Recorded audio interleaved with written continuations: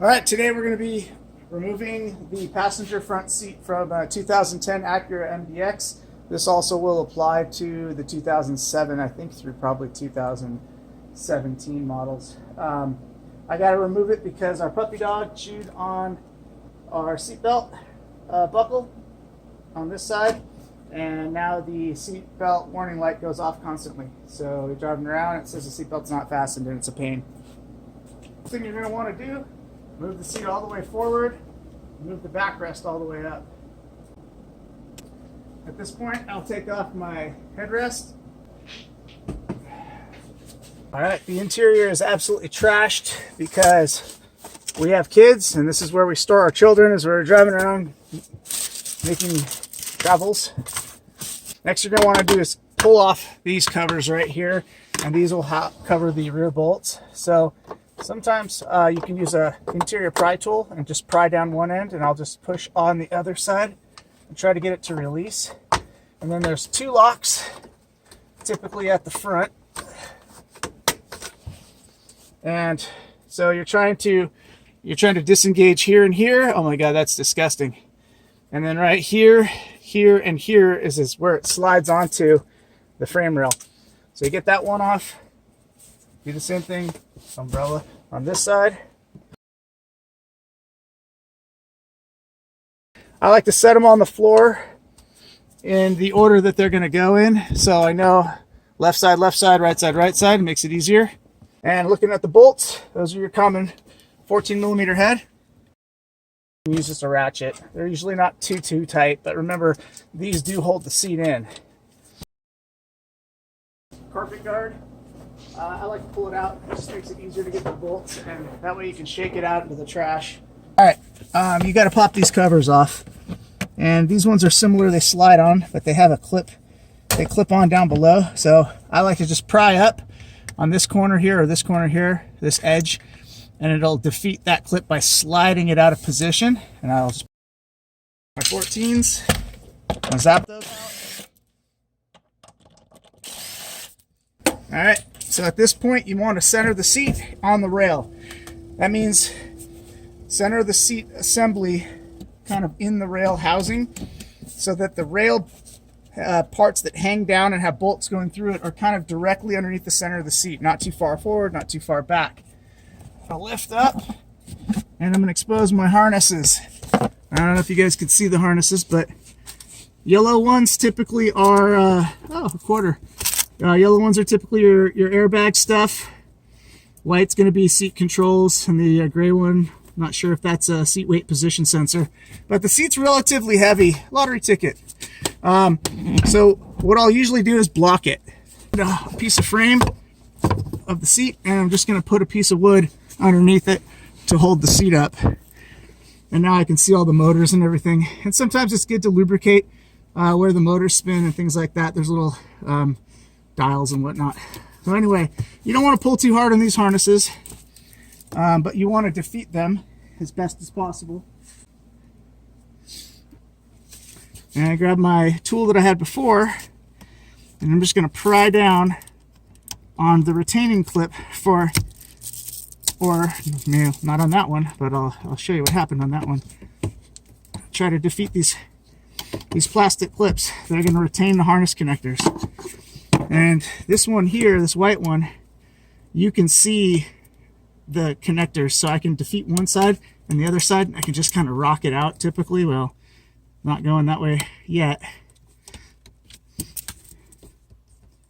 So sometimes when you pry it, you want to get that far, and then you can push down on the top, defeat that clip as well, and then you come through with your tool and you can pry the whole entire thing out. So now all my harnesses are loose. I'm going to defeat the airbag connector first, and that one just has a slide tag. And no, I did not disconnect the car battery. These self-terminate when you disconnect them. So I'll just slide back on it, pops it off, and do the same thing here on what I think is the seat weight sensor.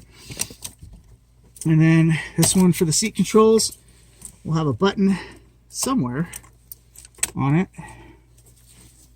Try to locate the button. Right here. That was right in front of me. This little tab you push down defeat that.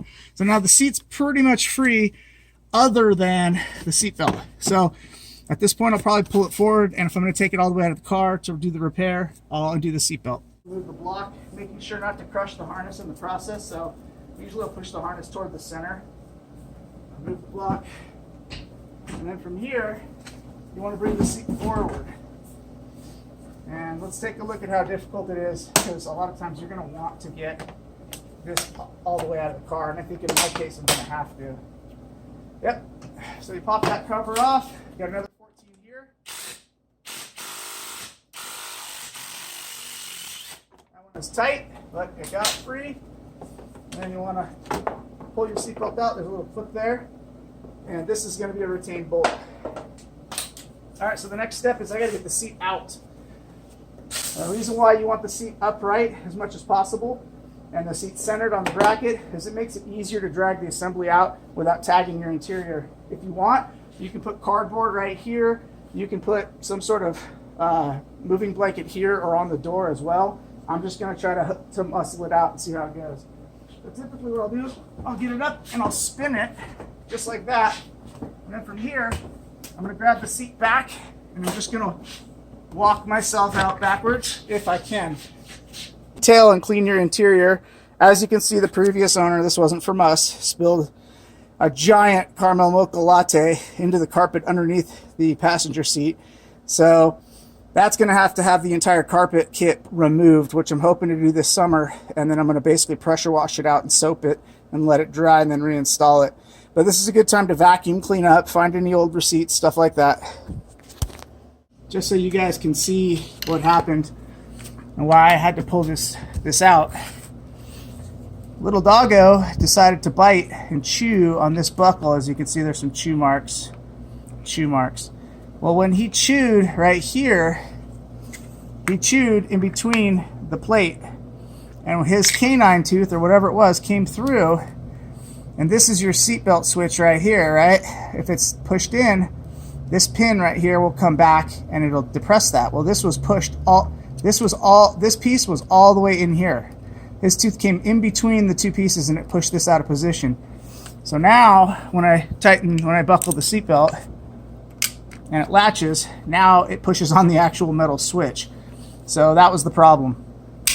Easy fix, but yeah, the seatbelt buckle looks like dog poop. Oh well.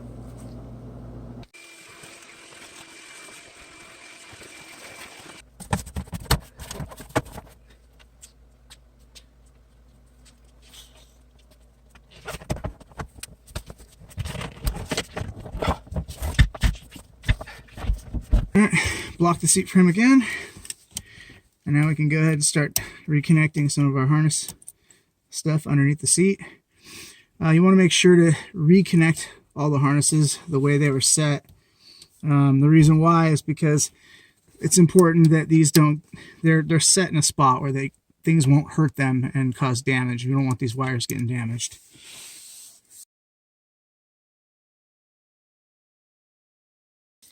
And then push the seatbelt through the seatbelt retainer.